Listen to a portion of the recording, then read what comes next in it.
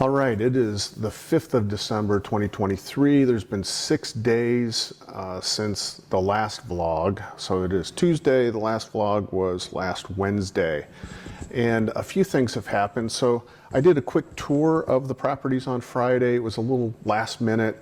The property manager said she was just going to look through the units, do a quick look through, and let the tenants know that the property would be listed and might be for sale, and she invited me to come along, and we just kind of walked through, did a quick walkthrough, and maybe 5 minutes in each unit. But at this point I've walked through every unit, so I've done at least some level of physical due diligence. I wrote an offer, I believe it was on Thursday night, and that offer was accepted Friday. And I would say what came out of that physical due diligence was that my gut feel on the property and the risk involved was higher than I at first thought. So I kind of adjusted my risk tolerance, or I adjusted my risk estimation.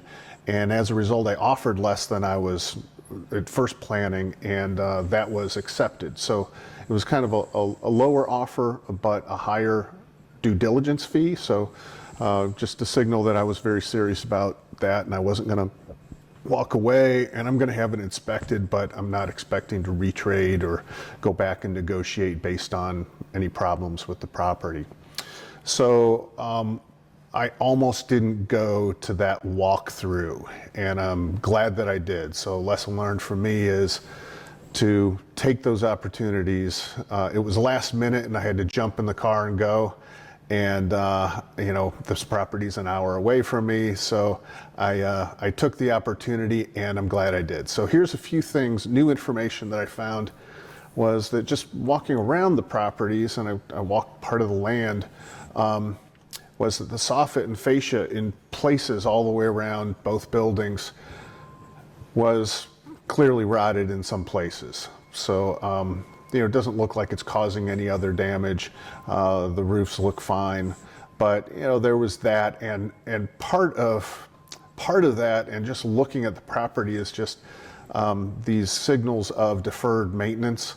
So my gut is that the previous owner just deferred, was fine taking a low rent on these properties and not investing in them. So partly that's a good opportunity for me, but partly it also said, oh, maybe there's something else going on that I just need to adjust how risky this is. So, effectively I've kind of upped the cap rate on this, but really I didn't go through the math on it. I just said, I'm going to offer this.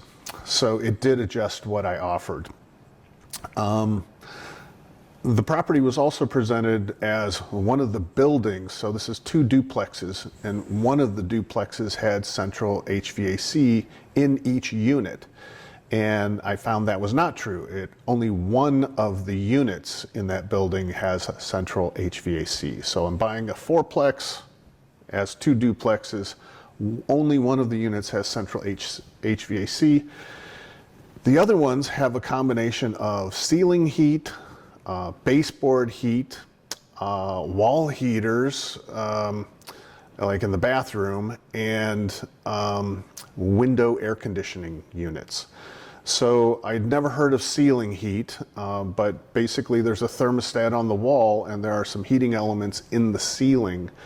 And my guess on how this was done was just above the plasterwork, there are some heating elements, and then insulation on top of those. And I had to Google this, and this is apparently a common practice in the 60s and 70s.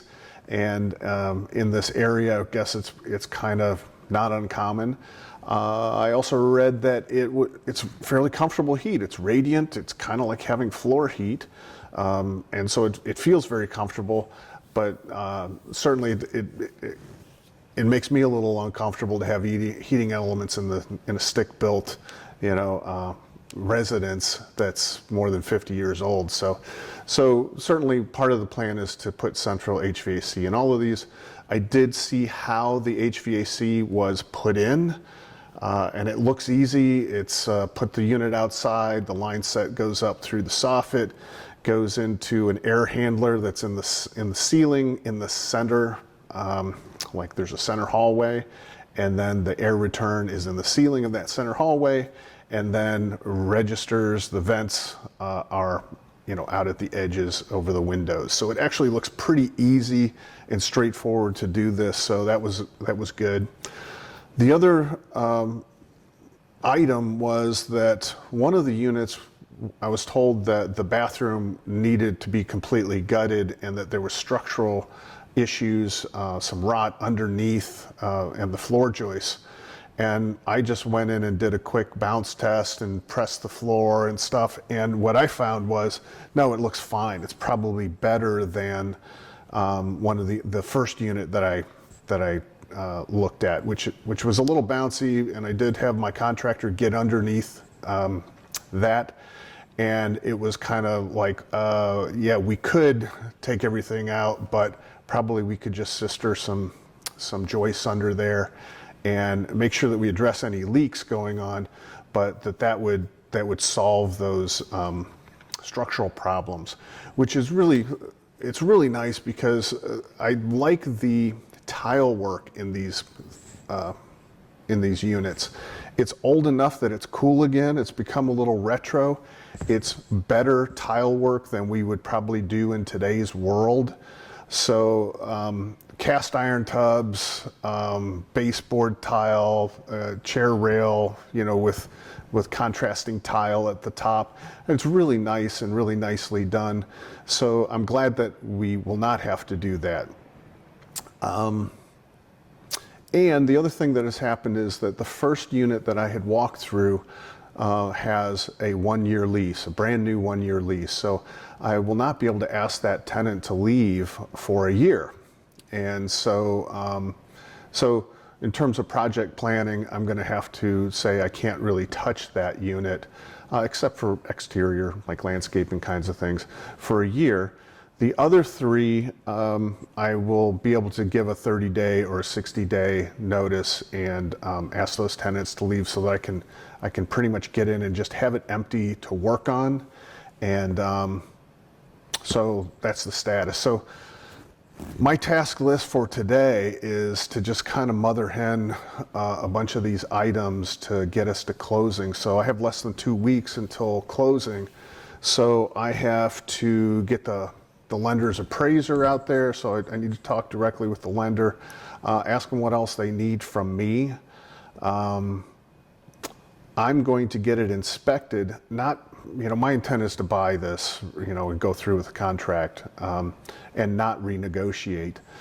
But I would like a really thorough list of anything that's wrong, and basically, this person's going to get underneath these tight crawl spaces and take pictures of inside the attic, and just give it a very thorough, complete. Like, look at every item. They've got a checklist. They're going to look at every item, and I'm basically paying for a very detailed report of any concerns with these properties. So I think that's going to be well worth it. And especially, certain items are not big ticket items, but they're so much easier to do while you're doing other things. So I just want a checklist, and that's, in my view, that's what I'm paying for. I got to contact the attorney. I'm making some changes with my LLC, so that also, I'll bring that up. And then kind of start the beginnings of a project plan. The hope is to have these completely redone within 6 months. And so redone and rented at a higher rent, and then apply for a refinance. So that seems like a long time. Certainly it doesn't take 6 months to do the work, but I do have to give 60 days notice. And that's 60 days from the beginning of a month.